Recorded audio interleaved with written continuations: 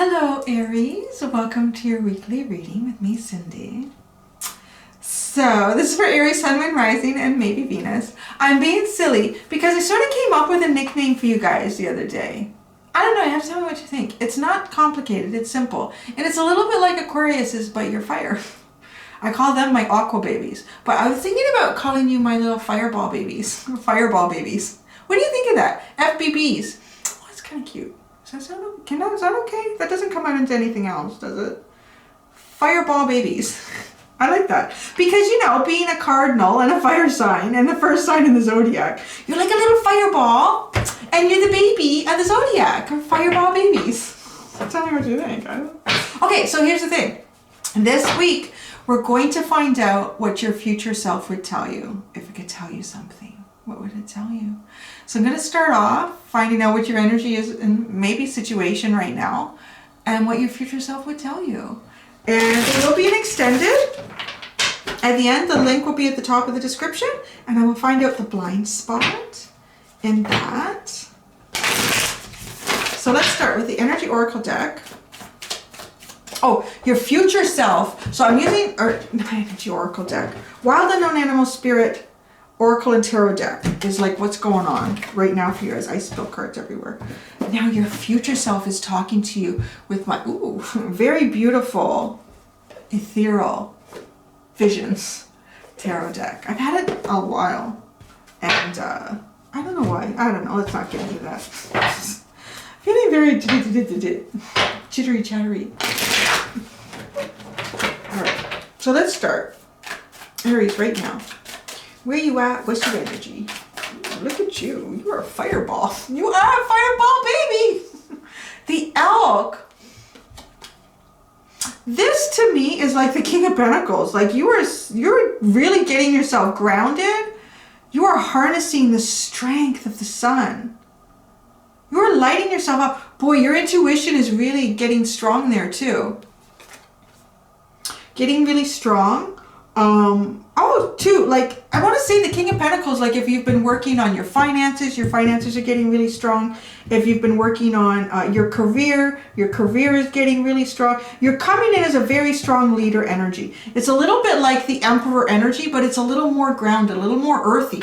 Kind of like combining the Emperor and the Hierophant. Like really, that's good. Oh, look at this. This dang chair. I don't feel like it's rolling on me. You got the lizard at the bottom.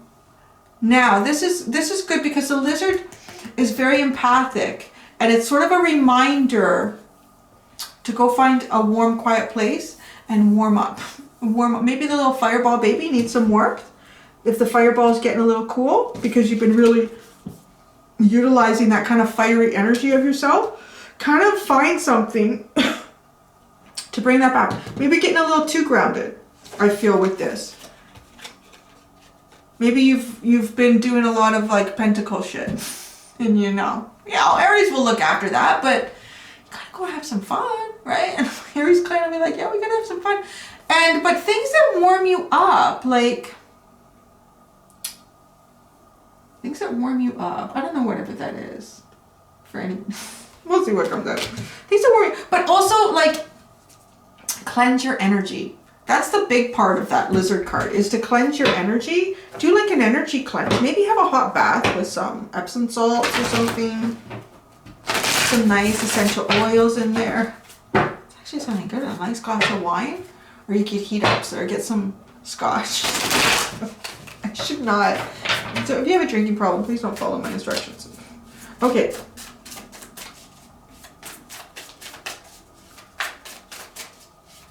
Aries, where they are now. What's going on? What's going on with my fireball babies? Yeah, so glad everyone has a nickname now. I'm happy. Everyone is treated equally. Wow. Whoa, what's that? You're dropping burdens. You are moving. Oh, jeez. What are you doing? I want some of this. What are you doing? Okay, the 10, I'm going to show you your cards and it's hidden. You can't see it. Okay, the underline is pretty bomb. So the 10 of Wands is like, okay, there's a heavy burden here. You got like some heavy stuff going on. Nine of Pentacles, the Moon, the Nine, it's like a whole bunch of stuff in reverse here, I just want to say.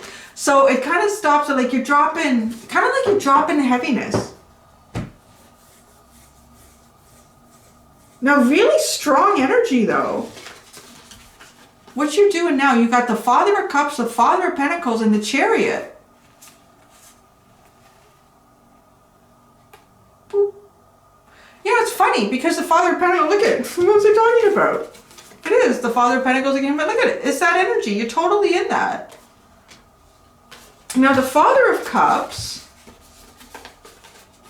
I mean, it could be you. I might clarify it. I mean, you could be harnessing these two energies. It could also be someone else. And then there's the Chariot. Movement. Movement from stuck. Maybe you're moving around. Maybe you're moving around. You're not feeling so stuck anymore.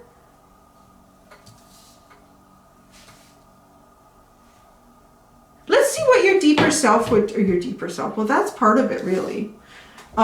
Your future self is kind of your deeper self. Would tell you, if it could tell you anything.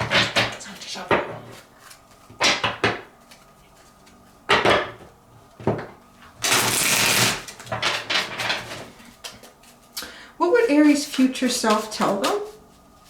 You tell Aries anything. What would Aries' future self tell them if they could tell Aries anything?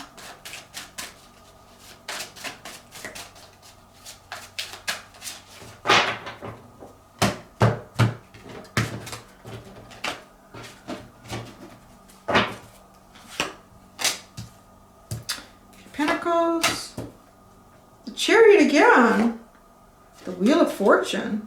Oh, I kind of like it. The High Priestess. Maybe you are feeling like you've done a lot of work lately. Sorry. So the High Priestess, the Ten of Cups, the Three of Wands, the Five of Wands, the Four of Swords, the Eight of Swords. Everything is like, did you get anything reversed here? Oh my gosh.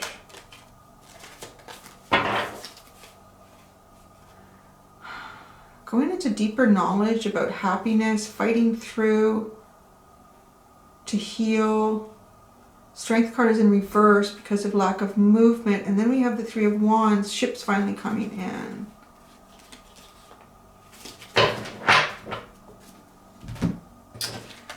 This is what your deeper self would tell you. The Eight of Pentacles, the Chariot, and the Wheel of Fortune. It's funny that Eight of Pentacles would come out because you have the King of Pentacles in a way twice. You're really showing up in that energy twice. Almost like, wait, I don't know if you need to do that twice. If you need to take on that energy at such a degree or such a level. You know, I see, because here I see your future self is kind of telling you, because look at this person. It's like working away. They don't see anything else. I mean, they're so focused on what they are doing. They're kind of hidden behind that little wall. And they're working. And then the Chariot. The Chariot comes in for movement, kind of in a way, finally. It's come out of the drudges and here it is, it's moving. And the Wheel of Fortune, like a cycle change. I'm getting everything real clear except the Father of Cups. I'm not sure if you're harnessing two energies here or it's a secondary energy. I'm kind of a little bit thinking it might be a secondary energy. But let's see. Let's see what it is. I will clarify that. Definitely with the King of Pentacles twice. I want to say maybe working too hard. Working a little too hard on something. You need balance. Maybe that's part of this. Like, you need to take on this King of Cups energy. This Father of Cups. You need to get more into your feelings and emotions and be a little less grounded. Because the Pentacle stuff isn't really a lot of feelings and emotions. It's the practicality of life. It's dealing with the practical aspects of life so that you do have a solid foundation. But I would imagine the foundation is fairly solid with two King of Pentacles. But so this changes, right? I actually want to keep, I'm going to ask about the Wheel of Fortune because I see that your future self is telling you like there's going to be movement. And I like the way the Chariot comes towards this person who's kind of like completely oblivious, just working away, like with their elbows to the grindstone there. Oh, jeez. Too many cards. After the wheel, what comes in after? What is this energy after the Wheel of Fortune? Like a karmic cycle. So it's kind of an indication of what cycle you're going to be going into. Oh. Wow. Wow. Now the Sun is at the bottom. And you know what? I like the Nine of Swords is in the reverse. Let's just stop there. So that's brilliant. I mean, we couldn't put, because the Sun is all about clarity, wish fulfillment. The Nine of Swords is about, you know, trying to work through stuff and not being able to understand it and overthinking it to the point of exhaustion, and it keeps you up at night, or you wake up in the middle of the night, or however that plays out. But you don't get that with this one because now you understand. Now you see your wishes are coming true. So what comes in after the Wheel of Fortune is the Four of Wands, the Page of Swords, and the World. It's a little bit like you're ending, your future self is telling you that you're going, if you're working a lot, like let's say, I don't know, maybe you're working a lot of hours, maybe you're doing a lot of work at home, because it is about, it's kind of, King of Pentacles is about your home, your work life, and your home life, like keeping those ground, being like the strong energy that keeps all of that going, keeps those cogs in motion, and even within the community, right? Has all the answers. So if someone's asking you questions all the time, you got to produce the answers. You got to be really responsible and grounded. You have two of those here, so it's like excessive almost. That's changing. Like the Chariot's coming in, and it's a very, very different energy. It's you know, like kind of open communication, learning, listening, understanding. With the Four of Wands. Oh, wait a second. With the World.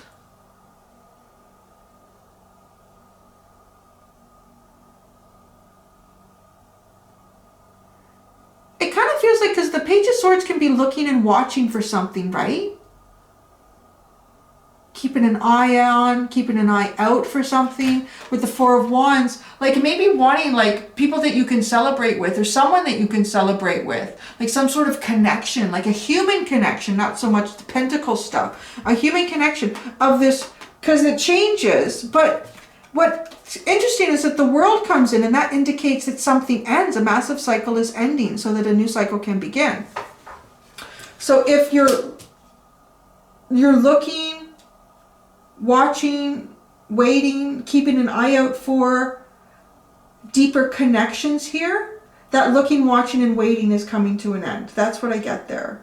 And then, like, right, because wish fulfillment then sits at the bottom of the deck after shuffling that out. I'm just going to get information on the Father of Cups for you.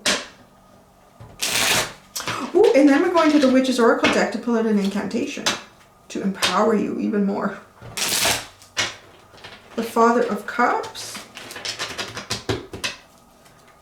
The Father of Cups here. Oh, what Tower moment. The Father of Cups. And the High Priestess. Oh. Anything else with the Father of Cups? I feel like it's somebody bringing you information about something unknown. Oh.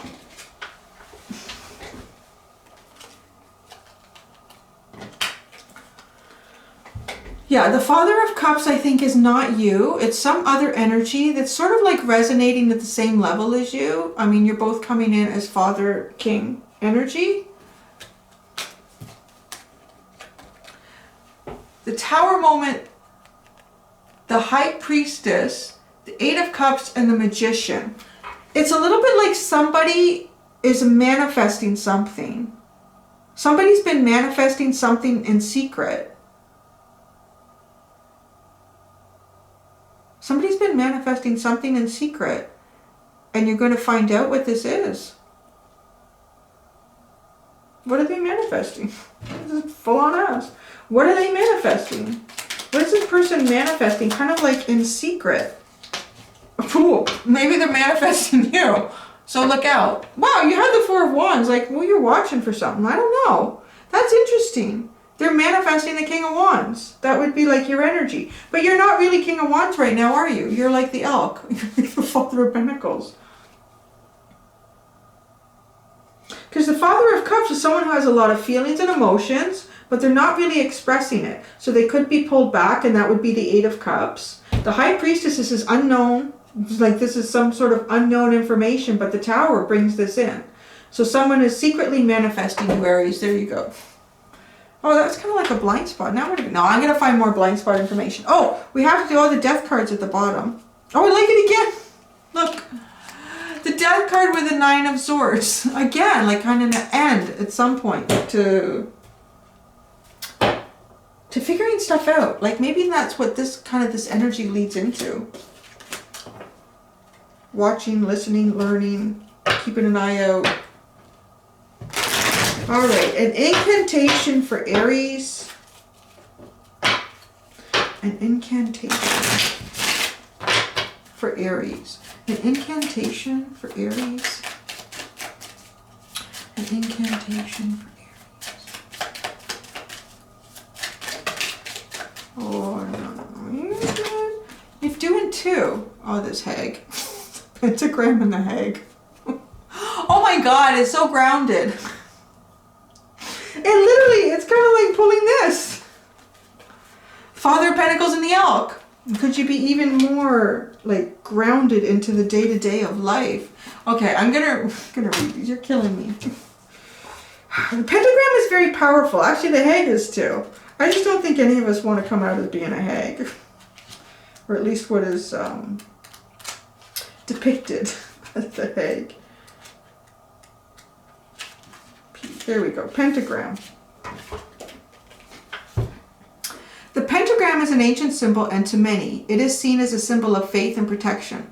The upward point of the star is representative of the spirit. The other 4 points all represent the elements of earth, air, fire, and water.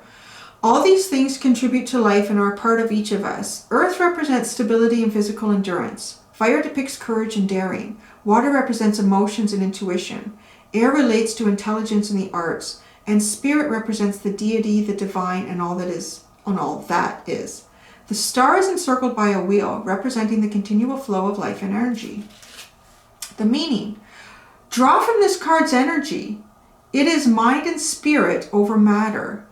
Ah, that makes a lot of sense, because you seem to be really like deep in the materialistic aspects of life. Any obstacles that are in your way can easily be removed at this time. Trace the pentagram on this card with your index finger. This allows you to use your will to make things happen. Well, there you go. You can screenshot that, or you can just draw it out, really. The incantation. No harm shall pass, says the 5-pointed star. It's now time to fix what's been left ajar. It's my will I shall use to quickly evict and banish all things that are now derelict. There you go. You can say that 3 times to really empower yourself. All right, the hag. Because it happens to all of us as we get older. In folklore, a hag was an ugly old nightmare spirit, often seen as malevolent. Oh shoot, I've had this problem before ever since that Disney movie came out. Maleficent. And I can't get my mouth worked anymore in nature.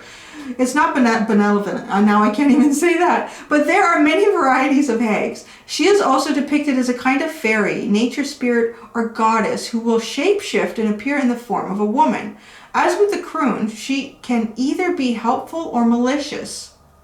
In many cases, she is known to be a wise woman. The meaning. The old adage, with age comes wisdom, is the message of this card. As we grow, we learn. We mentally shapeshift into becoming the person we were destined to be. Those closest to you have been noticing this transformation in you in recent months, and you've been feeling the change as well. Embrace the new you. Don't be afraid to use the wisdom you have gained over the years to reinvent yourself, if need be, or to show yourself to others in a different light. The incantation. Changes come and changes go. With age comes wisdom, this we know. I will use that wisdom to grow and thrive, and once again to come alive. Oh, I like that. That's pretty cool. Look at you got 2. Don't tell the other signs. Oh, actually, Pisces kind of got 2. at the bottom. Okay, I gotta go. Okay, I gotta go just extend it. Alright, okay, thanks guys. Thank you, my fireball babies. I gotta write that down. Fireball babies. Fireball babies. Okay. Till next time, be gentle with yourselves. Bye.